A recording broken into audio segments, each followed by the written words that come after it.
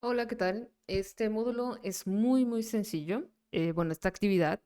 Ustedes en esta actividad solamente deberán expresar que es un diseño didáctico. El diseño didáctico se compone de 6 procesos, 6 pasos fundamentales. Y esto es muy parecido al método científico.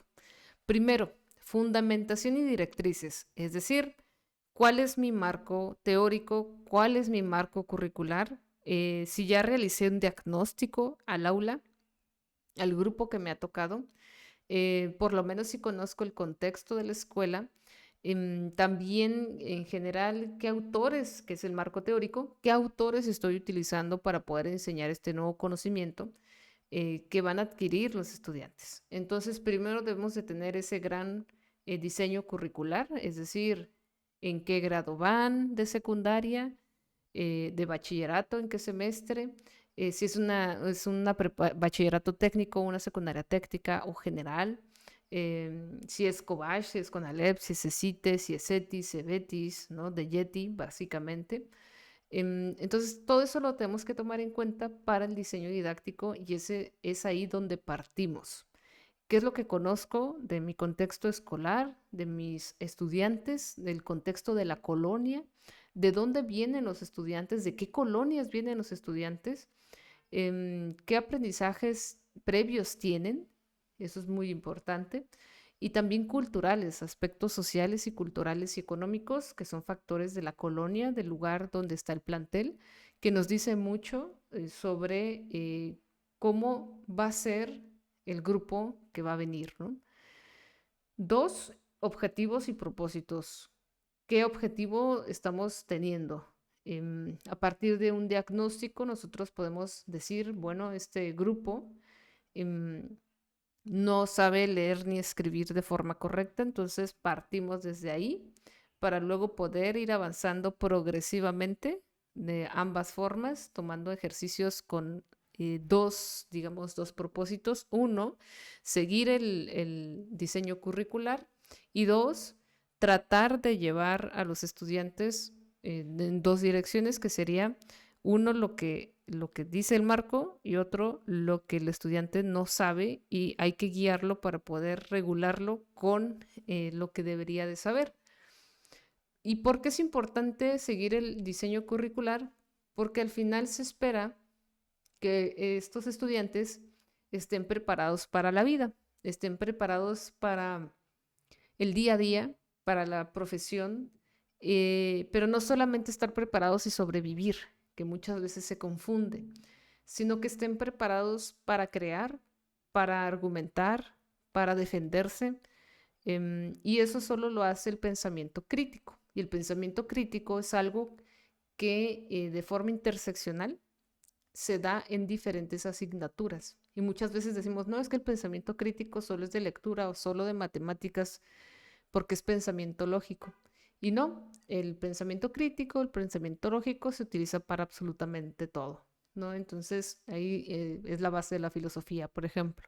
Entonces, tener objetivos claros a partir del diagnóstico realizado y del contexto educativo escolar es lo más esencial que debemos de tomar en cuenta. Tres, la organización de contenidos. Ya tengo mis resultados diagnósticos, ya sé lo que quiero hacer, ya sé hacia dónde voy, tengo mi diseño curricular, tengo mi plan de estudios, entonces ya sé en qué asignatura estoy, ya sé qué conocimientos tienen sobre esa asignatura. Ahora voy a organizar los contenidos. Y la verdad es que la mayoría del tiempo, por ejemplo, en la universidad nos piden diseñar el contenido de todo el semestre. En muchos casos, en secundaria y en bachillerato les piden de forma semestral o trimestral, dependiendo el caso, ¿no? Entonces hay que organizar los contenidos, qué es lo que vamos a ver, con qué autores, qué recursos digitales y físicos vamos a utilizar y con qué lógica, ¿no? Para no perdernos. Muchos dicen, no, pues les voy enseñando conforme a un libro. Y es ahí donde cometemos el más grave error porque ahí es donde desactualizamos a los estudiantes o creer que dar clases como nos enseñaron, que caemos muchas veces en ese error, va a ser suficiente y no pasa nada. Y el problema es que es una bola de nieve que nosotros de forma inconsciente dejamos en la sociedad y hacemos que sea una bomba que explote para el futuro, aunque no nos toque, pero me parece que eso tiene que ver con la ética profesional del profesorado, ¿no? Que muchas veces se rehúye al tema ético porque no queremos entender y tomar la responsabilidad de lo que implica ser un profesional de ciencias de la educación. 4, metodologías y recursos, es decir, cómo les vamos a enseñar. ¿Será que con estrategias didácticas y sacarlos al patio a dar vueltas, hablando socráticamente es suficiente, la mayéutica? ¿O también es necesario mantenerlos todo el tiempo fuera del aula o todo el tiempo con estrategias didácticas extrovertidas?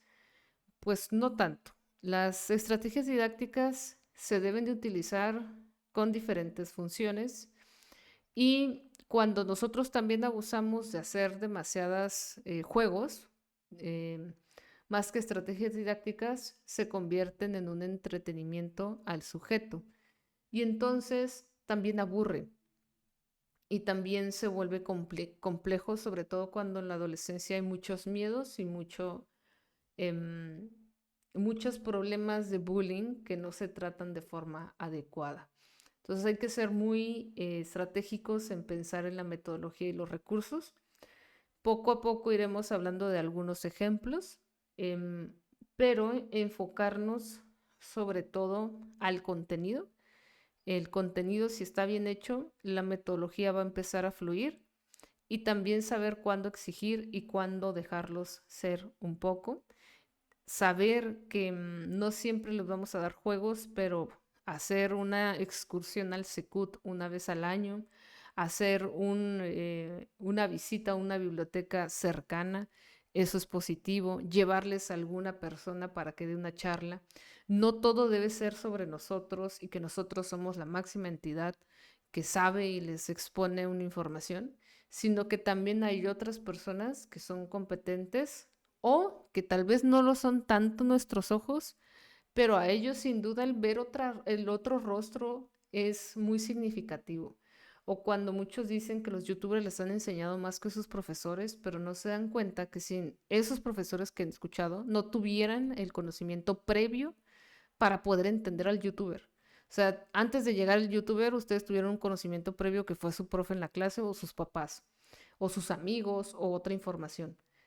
Y ya cuando lo ven de otra persona, como que se acepta más, ¿no? Y eso es un fenómeno que sucede tanto con los padres de familia, con sus papás, como con sus familiares, que no los escuchan a ellos y prefieren escuchar a otra persona porque se hace un poco más atractivo y diferente, pero ya lo han escuchado antes y su cerebro entonces lo asimila de forma más sencilla. Eso es algo que no dicen, ¿no? Y es un fenómeno psicológico. Por otro lado, el quinto paso sería la evaluación. La evaluación es, bueno, ya hice mi diagnóstico, ya supe con qué objetivos y hacia dónde dirigirme, ya organicé mis contenidos, seleccioné los autores, los materiales, los recursos, hice una metodología basada por proyectos y por problemas y estudios de caso a nivel Cambridge. Pero ahora, ¿cómo evalúo esos estudios de caso? ¿Cómo evalúo ese proyecto? ¿Cómo evalúo el problema? Ahí está uno de los centros más importantes en el campo de la educación, la evaluación. Y la mayoría de los docentes fallamos en este punto de evaluación. Me uno porque muchas veces eh, se reclaman muchos cienes, por ejemplo, en la universidad, y la verdad es que no cumplen con los requisitos mínimos la mayoría del tiempo del aprendizaje, pero se vuelven muy exigentes cuando ya hubieron muchos profesores que les pusieron 100.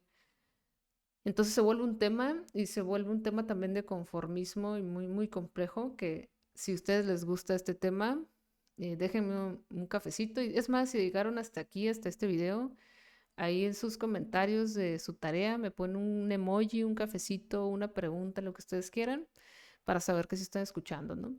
Pero bueno, eso sería el tema de la evaluación, que se puede hacer mediante rúbricas, listas de cotejo, cuestionarios, entre otros, pero los más, digamos, más valorados, más poco bien hechos, pero muy utilizados y muy famosos son las rúbricas y obviamente los exámenes, los cuestionarios, ¿no? Y 6, retroalimentación y mejora. No importa si yo les pongo 100, pero si hay una buena retroalimentación, o si les pongo un 60, pero si hay una buena retroalimentación, el número está de más. El número explica poco y la retroalimentación personalizada explica más. Muy complejo el ser humano, pero así es. Y la buena retroalimentación lleva algo que se llama mejora continua. Si a mí me dicen en dónde fallé y cómo subsanarlo, o por lo menos en qué fallé, yo puedo subsanarlo. Aplica para relaciones de pareja, para relaciones familiares, aplica para relación consigo mismo, consigo misma, pero si yo sé en qué fallé y lo acepto y no me enojo y no, aunque llore y me enoje al principio, pero luego entro al proceso de aceptación,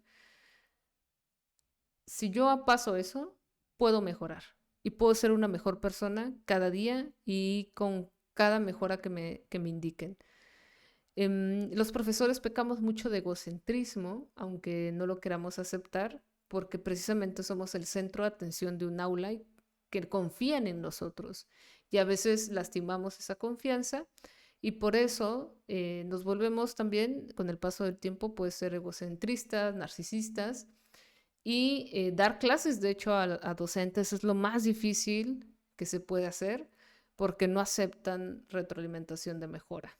Es muy complejo porque muchos se sienten autodidactas y cuando nosotros vamos a la escuela no vamos por conocimientos, vamos prácticamente a comprobar si aprendimos, a platicar con el otro, a conocer su experiencia y a compartir. A eso se va a la escuela, a entender lo que piensan otros acerca de ese tema y si yo estoy entendiendo lo mismo o estoy entendiendo otra cosa.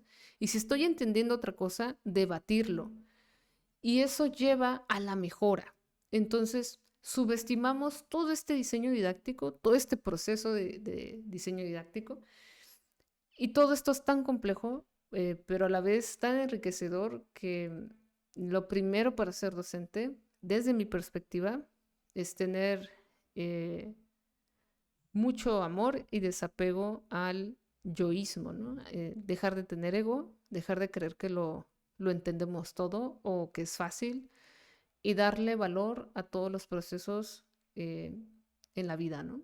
No solamente el conocimiento, sino a todas las personas darle su lugar, ser empáticos, entender que el pobre no es pobre porque quiere, entender que hay una serie de circunstancias complejísimas, sociales, que nos llevan a estar en una situación y que hay quienes les toca la suerte de sobrepasarla, sobreponerse a ellos, y hay quienes no, pero se debe a cosas mucho más complejas, sociológicas, filosóficas, políticas, culturales y educativas, ¿no? Al final, que simplemente echarle ganas, ¿no?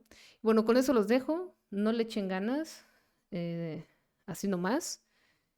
Traten de preguntar en qué pueden mejorar, reflexionen en qué se equivocan, reflexionen qué les hace daño en sus emociones, en sus sentimientos y traten de saber por qué, por qué y por qué. Y siempre pregúntense por qué y pueden llegar muy lejos y pueden ser mejores personas todos los días. Bueno, ahí coméntenme cualquier cosa, estoy al pendiente y nos vemos en el siguiente video.